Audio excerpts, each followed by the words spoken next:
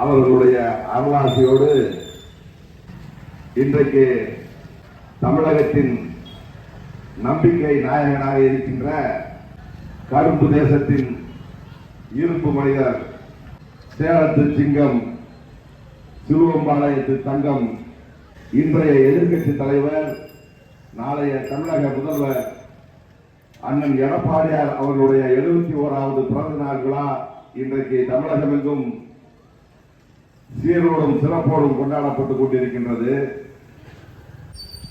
தமிழகத்தில் புரட்சி தலைவி அம்மா அவர்கள் தலைமையில் 2011ஆம் ஆண்டு ஒரு சிறப்பான பொற்கால ஆட்சி அமைந்து, அந்த சிறப்பான ஆட்சி மக்கள் நல திட்டங்கள் வழங்கிய காரணத்தால் மீண்டும் ஆண்ட கட்சியை ஆண்ட பெருமை பெற்று 2016 அம்மா அவர்களே முதல்வரானார்கள். எதிர்பாராத அம்மா அவர்களுடைய மரணத்தின் காரணமாக இந்த கட்சியை வழிநடத்தும் பொறுப்பு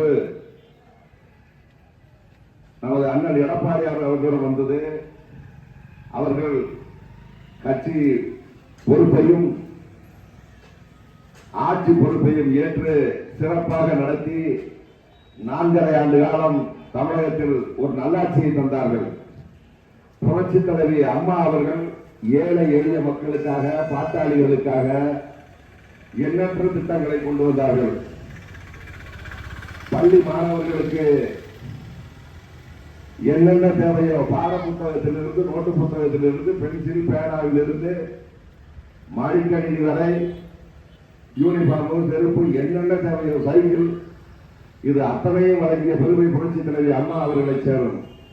அதே போல பெண்களுக்கு, தாய்மார்களுக்கு கருவுற்ற காலம் முதல் பிரசவ காலம் வரை என்னென்ன தேவையோ அனைத்தையும் கொடுத்து, 7000 ரூபாய் நிதியையும் கொடுத்து, குழந்தை பிறந்தால் பரிசு பெட்டகம் கொடுத்து, இப்படி தாய்மார்களுக்கு என்னென்ன வேண்டுமோ அதையெல்லாம் அறிந்து தெரிந்து செயல்பட்டார்கள். அதே போல பெண் குழந்தைகள் +2 படித்திருந்தால் 25,000 ரொக்கமும் உருவமும் தங்கமும் தந்தார்கள். திருமணத்திற்கு பட்டப்படிப்பு படித்திருந்தால் 1 பவுன் தங்கமும் 50,000 ரொக்கமும் தந்தார்கள். இப்படி தமிழகத்திற்கு என்ன வேண்டும் என்பதை தெரிந்து, ஏழைகளுக்கு என்னென்ன வேண்டும் என்பதை அறிந்து இப்படி ஒரு நல்லாட்சி தந்தார்கள். அதே போல பொங்கல் என்று வந்துவிட்டால் 2,500 ரூபாய் தந்த பெருமை நமது எடப்பாடி அவர்களை